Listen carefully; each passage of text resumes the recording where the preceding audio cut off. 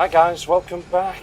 Well, it's Sunday the 8th of December, but before we get into this one, if you do enjoy my content, then please consider supporting me and leaving me a big thumbs up because it really helps. My game of choice this week is those Nazi zombies, Call of Duty World War II. Microsoft is, after all, going to be launching two consoles, but is this because Sony are certainly doing the same? Well, let's get into this one. Besides, these bastards had a Vermeer hanging next to a Valkenburg. Sure, they're both Dutch, but wrong damn century. Olivia, your field work at Neuschwanstein led us to over 6,000 pieces stolen from private collectors in France. The Nazis have taken so much from us all. This art belongs to the people. Well, going back nearly 12 months ago, it was reported that Sony would be bringing out two next-gen consoles, and that Microsoft was bringing out two, maybe three. But that rumour sort of died a death.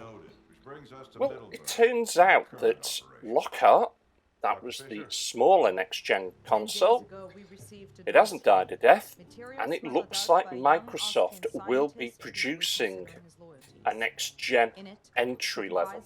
So catching this in The Verge, Microsoft is essentially launching two next-gen consoles that will serve as successors to the Xbox One S and Xbox One X. Lockhart will debut without a disk drive, much like the Xbox One All Digital, and Microsoft is tweaking the console's hardware so it is less powerful. That makes no sense. You're tweaking the hardware so it's less powerful. Okay, then the main Project Scarlet, codenamed Anaconda. Where do you think these names up? I'm in antiquities, darling, not search and rescue. Microsoft's Anaconda console will be the true next-gen leap, and sources tell The Verge that Microsoft is targeting more than 10 teraflops of graphical power on this particular console. Plans for the Lockhart may change, but currently this console will debut with around 4 teraflops of graphical power. Well, 4 teraflops, that actually only puts it online with the PlayStation 4 Pro. Yeah, okay, you're probably going to tweak the CPU and that, but really? You're only going to bring out a PS4 Pro? Okay, that's interesting. Kotaku reports that Lockhart will include a solid-state drive and will be targeted towards 1440p gaming rather than the 4K gaming that will be available on the Anaconda. We understand both Anaconda and Lockhart will share familiar next-gen hardware. Sources say that Lockhart will get a next-gen CPU, but that it will be clocked slower. I don't see the point. Clocked slower than what's available on Anaconda. This should mean developers can take advantage of the SSD and the CPU upgrades that are planned for Anaconda in games that span across both next-gen Xbox consoles. So all that is very, very interesting.